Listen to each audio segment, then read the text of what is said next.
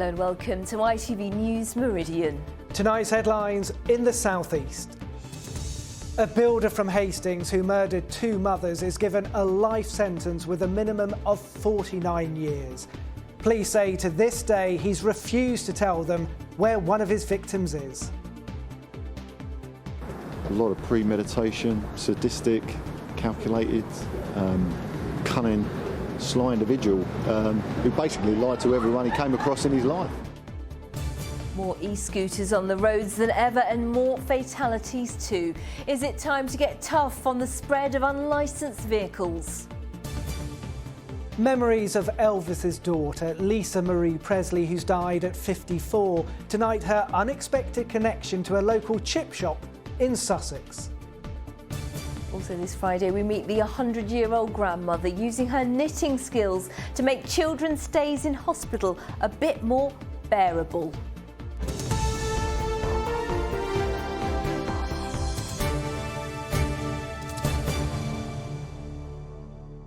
Good evening. A builder from Sussex who murdered two mothers has described himself as a psychopath with a conscience has been sentenced to 2 life terms in prison. Mark Brown from Hastings was found guilty last year of murdering Leah Ware, who was also from Hastings, and Alexandra Morgan from Sissinghurst in 2021. He refused to come to court today but was sentenced in his absence. From Hove Crown Court, John Ryle has our report. The news that he is likely to die behind bars was relayed to Mark Brown in prison by his lawyers today because he refused to attend court here to be sentenced. At 41, he is tonight starting a life sentence with a minimum term of 49 years for the murders 6 months apart of Alexandra Morgan and Leah Ware, both sex workers, both mothers in their mid-30s who Brown met through an escort agency website. He killed them at Little Bridge Farm near St Leonard's, where he rented a yard, burning Alex's body in an oil drum. Leah's body has never been found. Outside court, detectives described the devastating impact of the murders on the victims' families. I know that they all want to come together and mourn Leah, and having the location of a body or having some information from Mark Brown about what he actually did with Leah would really help them to start to come to terms with it. Not that they ever will completely, but it's really something that is within his gift to do. It's huge, enormous impact, and in part just speaking to Alex's parents just post-sentencing there, they certainly feel that justice has been done in relation to Mark Brown. However, the legacy of what he's done will continue for many years. There will always be those dark moments that they will always go through for many years and wondering what sort of life Alex would have had. During the 6 months between the two killings, Brown messaged a friend describing himself as a psychopath with a conscience. In the weeks leading to the murders, he searched the internet repeatedly for violent sexual content. Today's sentence means Brown can't be considered for parole until the age of 90. Police say they have no evidence linking him to any other offending, but they want to hear from anyone with information that could link him to any unsolved murders or missing persons inquiries. John Ryle, ITV News, Hove Crown Court. A video showing a BMW driver drifting and driving dangerously has been released by Sussex Police as part of efforts to track down the motorist. The footage shows the distinctive car as it goes around a roundabout in Kilnwood Vale between Crawley and Horsham on Thursday the 5th of January as crowds watched on. Officers described the incident as truly shocking. 9% of migrants who crossed the Channel by the end of last June claimed to be victims of modern slavery. That's according to the Home Office, which says more than half of those people were Albanian. The first mass deportation flight back to Albania for people who arrived on boats took place yesterday. A scheme to improve St George's Street in the heart of Canterbury is due to get underway on Monday. The council says it'll make the appearance of the shopping area better and create 2 new spaces for events and other community activities. Many locals have objected to the plans though. Emergency services were called to a serious fire at Culverden Stadium in Tunbridge Wells last night. 4 fire engines attended the clubhouse of Tunbridge Wells Football Club at around 9 in the evening. No one was injured and the cause is being investigated. Police in the South East say there were 74 casualties in collisions involving e-scooters reported to them in the year up to June 2022. That follows 73 injuries the previous year. A rise in injuries and deaths from accidents involving e-scooters has intensified the debate over regulations. Only e-scooters rented through official schemes, like in Canterbury, can be ridden legally on our roads. Although it's estimated hundreds of thousands of scooters are owned privately, with most being ridden illegally. Kevin Ashford has been investigating. I really miss him. Yeah. He got a very short life. He left me behind. A family in mourning. 12-year-old Mustafa Nadeem was killed last month when the e-scooter he was riding collided with a bus. His devastated father wants e-scooters off our roads. We want to stop these scooters because I lost my son. I don't want anybody else. I did try to control my son. He doesn't drive, but some friend they give him. So I don't want this happen go with anybody else. Only scooters rented through trial schemes like the one that used to run here in Canterbury are allowed legally on public roads. And operators stress there are strict rules governing their use, with riders, for example, needing at least a provisional driving licence and not riding the scooter on the pavement. This is what people in the city thought about them. I think they're really dangerous. My mum was partially sighted and you can't hear them coming up behind you, and I think they're really, really dangerous. Bad idea. They're dangerous and they shouldn't be allowed. I'm all for anything that's not going to cause loads of traffic, but I mean I haven't really seen many of them. I mean probably because I've never used them or anything, but I've seen people using them. Yeah, and they look fun. Yeah. Let's be honest. If they have an accident, they've got no insurance that I know of. There's nothing covering you with regard to personal injury and what have you. Therefore, I think they're a risk to the pedestrian. It's currently illegal to ride a privately owned e-scooter on a public road, although there are an estimated 750,000 e-scooters in private hands. One MP recently told Parliament she'd heard many complaints of antisocial behaviour. With groups of e-scooter and e-bike riders careering between pavements and the road, breaking speed limits, which I've witnessed myself, running red lights, weaving in out of traffic and causing other vehicles and pedestrians to take avoiding action. A government spokesman told ITV News safety is at the heart of our e-scooter trials, and we have set minimum standards for e-scooters design, as well as regulations and guidance on speed limits, helmets and precautions to keep everyone safe. Supporters of the vehicles say legalising all e-scooters would remove confusion over the rules and allow minimum standards for all vehicles. We can see the difference in the accident data between the official trials and the illegal use of e-scooters. And you can see that by making it official, by providing a set of rules and regulations, by investing in the type of e-scooters that people are allowed to use, they can be made safer and actually on a par with a bicycle in terms of safety. E-scooters are set to remain a common sight. The official rental trials have been extended. The family of Mustafa Nadeem say safety must be at the centre of any future developments to try to prevent others suffering the pain they're having to endure. Kevin Ashford, ITV News. You are watching ITV News in the Meridian region. Thank you so much for watching us. Coming up, the blind footballers in Sussex breaking down boundaries in front of goal. And knit one, purl one, give one. The little teddies heading to a hospital in Kent. And more news from right across the South East. Please go to our website itv.com/Meridian. You can call us. The number's on your screen now. It's 0808 1010 095. And remember, you can also follow us. That's on our Facebook page, Twitter and Instagram.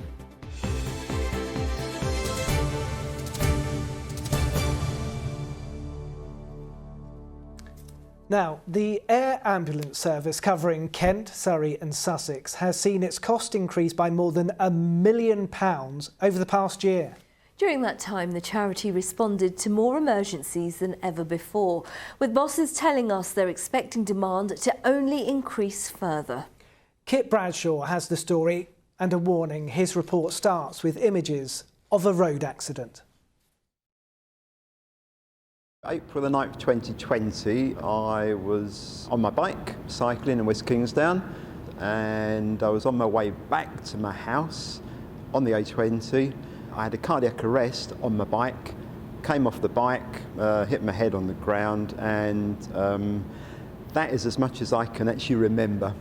Paul Maycock's life was saved that day by the passers-by who stopped to give him CPR and the air ambulance crew who flew him to a major London hospital within minutes. And how much of a difference do you think it made that day to be able to get you to hospital by helicopter? Oh, huge difference. To just be able to lift me straight up, fly me across and land me on the top of the hospital roof is just incredible. Yeah, my only regret is obviously I don't remember much about the helicopter ride.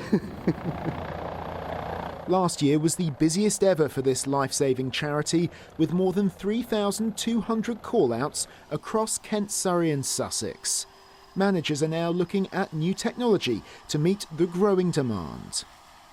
We've changed our aircraft fleet and we're making use of the technical capabilities of these aircraft. We're also looking at introducing drone technology to deploy defibrillators and potentially stop the bleed kits. So that's all part of the strategy and the plans for the next few years that will allow us to reach more patients and save more lives.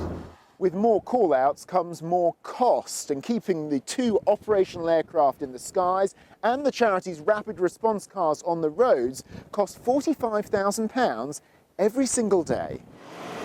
That represents a rise in annual spending of more than £1 million compared to 2021. Last year it did feel busier. We were doing more jobs each day through the night. We're working harder through the night. Cardiac arrests, heart attacks, strokes. We're seeing patients on the worst day of their life. But it's an absolute honour and privilege to come here and be able to deliver our service to them. So yeah, it's tough but highly rewarding. Almost 3 years on from his accident, Paul is recovering well. He's just one of a growing number of patients thankful for the round-the-clock care offered by our region's helicopter medics. Kit Bradshaw, ITV News, Redhill. The ITV Evening News continues with the national and international news at 6:30. Here's Lucrezia Millarini. Coming up, a retrial looms for the Manchester City star accused of rape. Benjamin Mendy was today found not guilty of 6 counts, but he's expected back in the dock in June after jurors failed to reach a verdict on another 2 charges. Also ahead, why Britain's pubs are being praised for a pint-sized bit of good news on the economy and...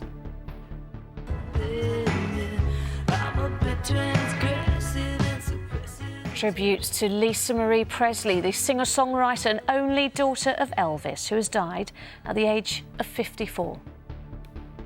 Join me for those stories and more at 6:30.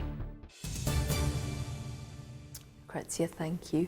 And more on the death of Lisa Marie Presley now. And despite her connections to music royalty, what is less well known is her life in rural Sussex, where she bought a house near Rotherfield and lived happily for many years. Yes, Lisa Marie has been remembered today by her friends from the local pub. And despite being the daughter of the King, she was happy to work down at the local chippy, as Andy Dickinson explains.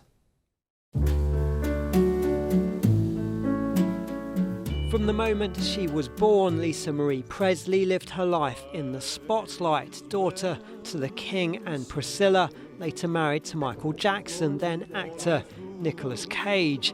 But for a few years after that, she had an almost normal life in Sussex.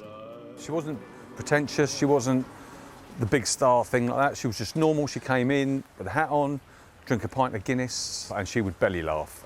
One Friday night, her and her son Ben said, "Can we come on the chip van and we want to serve?" And they got on the back. I was working, Ben came on, Lisa came on, and they served. Ben was frying the fish, Lisa was serving the customers, and the customers didn't have a clue. John Travolta came over with his wife Kelly, and we took the van up to her house, and they had fish and chips. So that she wanted them to see, you know, what her life was like now within the UK.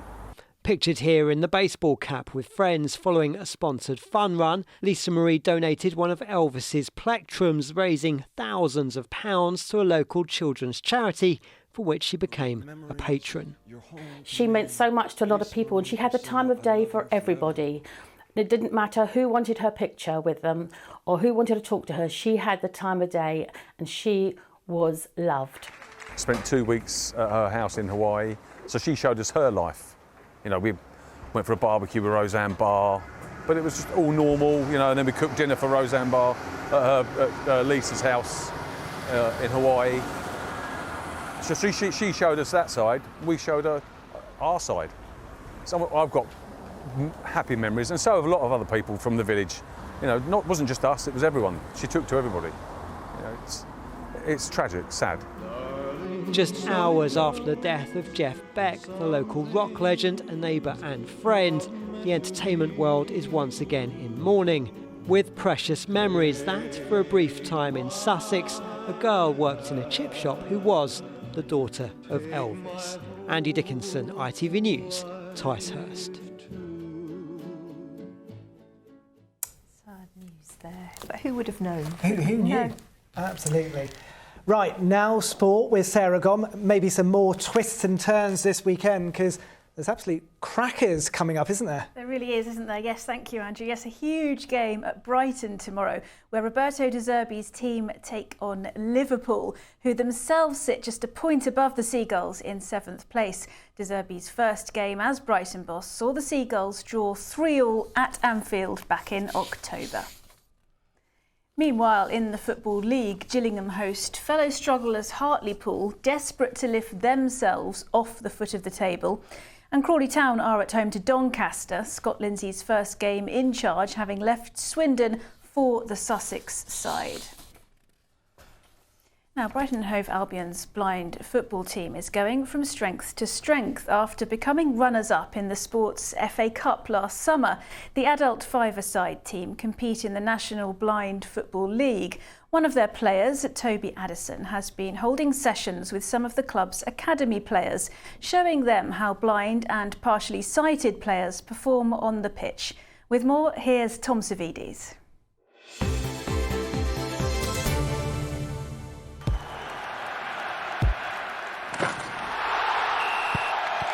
Zero Accounting Software sponsors ITV Regional Sports Report.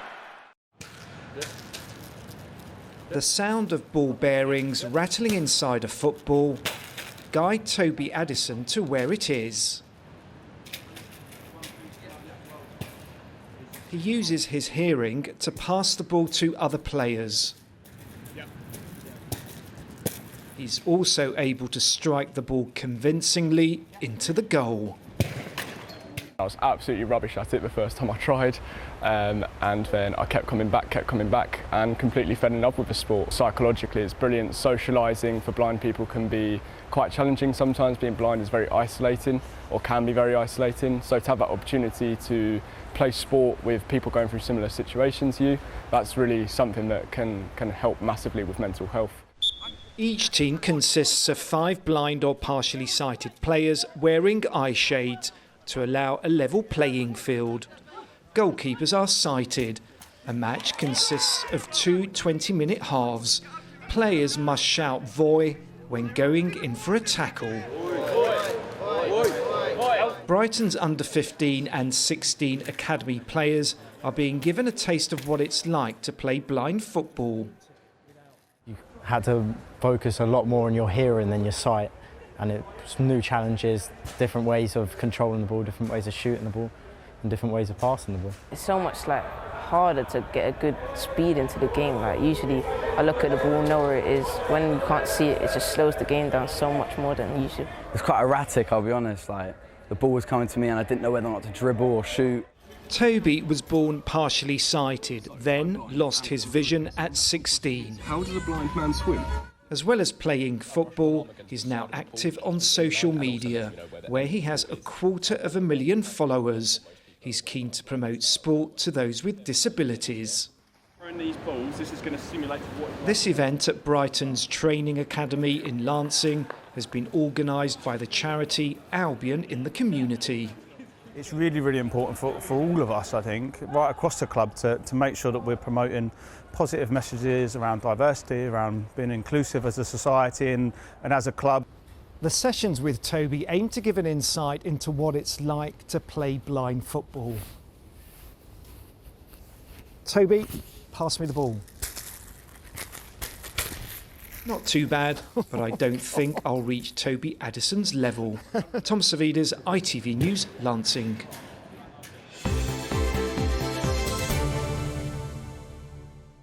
Brilliant. One of many programmes doing great work in and around Brighton, thanks to Albion in the Community. Right, it is that time of the year when many of us are looking to try new ways to keep fit or fulfil our New Year's resolutions. Well, one of those could be giving jiu-jitsu a go. Previously a sport for men, now the martial art is growing in popularity among women, helping them learn to defend themselves and get a good workout. We sent our reporter Chloe Oliver along to find out what it's all about. Powerful, liberating and difficult. Just some of the words used to describe the sport, which has grown in popularity among women over the past 2 decades. From self-defence to making friends, jiu-jitsu instructor David Broughton from Tunbridge agrees there's more to the sport than brute force. I think the Brazilian jiu-jitsu is a really good sport for women.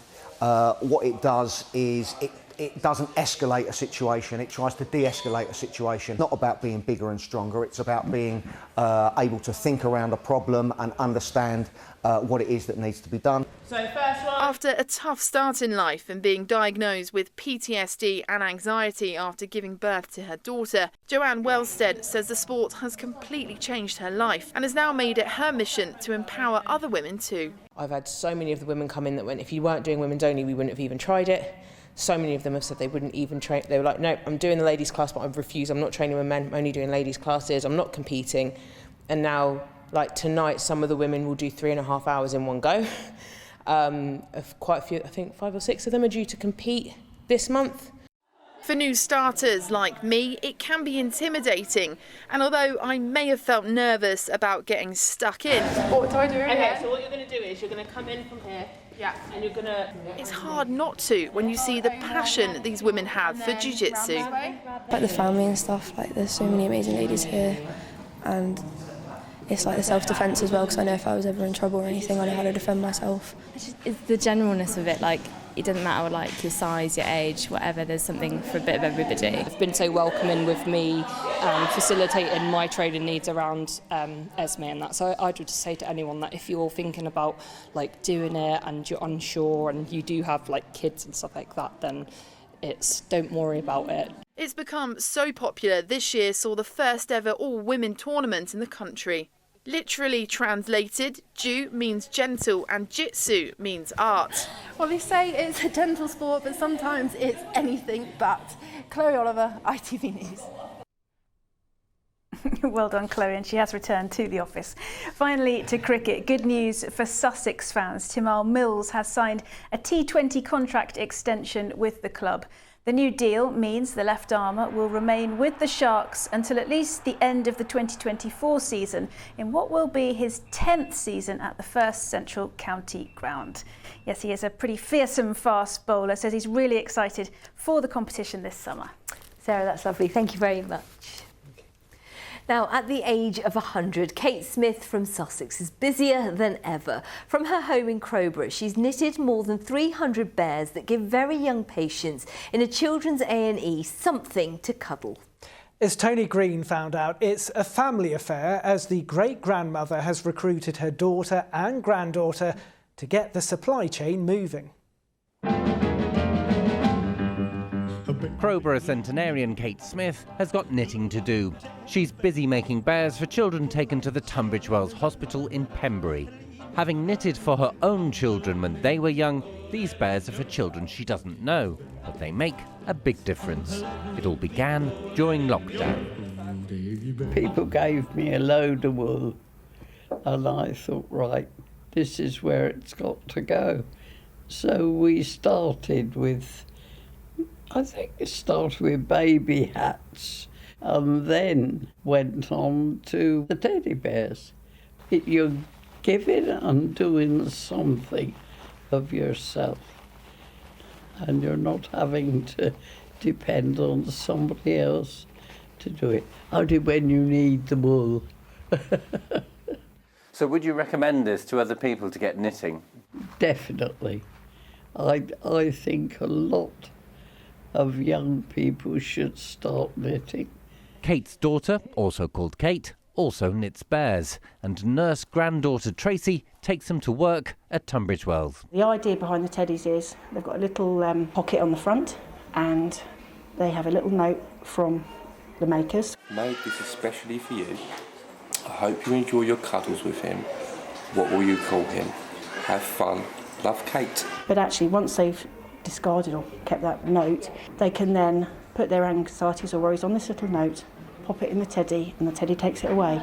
And actually, when they're really distressed and they're coming into children's A&E, and sadly we do have to do things to them that isn't very nice, but to make them better, just to give them a bear to say we care, actually, for our team, I'm really proud, because it just shows that we really do care about the children that we look after. A visit to hospital can be traumatic for a child. A gift like this has been a welcome distraction for hundreds of children, courtesy of a 100-year-old. Tony Green, ITV News, Pembury. I just wanna be your baby. Well done to Kate, knitting all those Care Bears. Let's get your weekend weather forecast now. It's nearly time. Here's Helen Plint.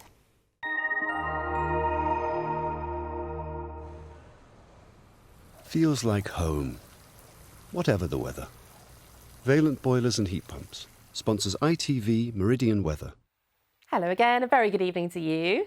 Well, plenty of Friday sunshine to go around, but stand by for yet another weekend of very unsettled weather. So strong winds pick up yet again, further spells of rain topping up those river levels, and thereafter actually turning a good deal cooler as we approach the early stages of next week. So this system really does have a sting in its tail, pushing through overnight tonight, then struggling to clear through the day tomorrow. It will eventually do so, but notice behind it, well, those winds wrapping around will come from a northerly direction, and that means we'll be back to frosty nights in the early stages of next week. So for the here and now, actually, it's all looking quite calm and quiet this evening, but don't be fooled. The cloud making a return by midnight and quite quickly hot on its heels, outbreaks of heavy and persistent rain. So with that added to which we've got the wind speeds picking up, temperatures rising overnight, if anything. But really, they're the least of our worries first thing tomorrow morning. We'll be looking at gusts and coastal spots up to around 50, 55 miles an hour.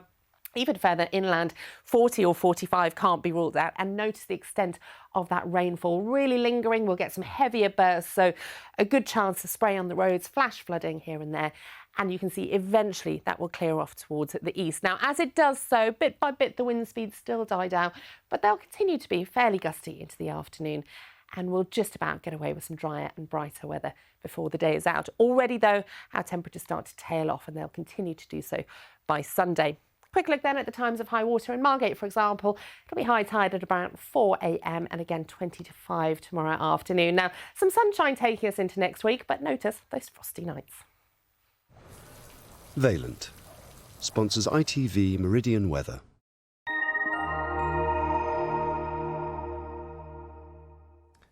Wet and wild tomorrow morning. Do take care. What are you doing?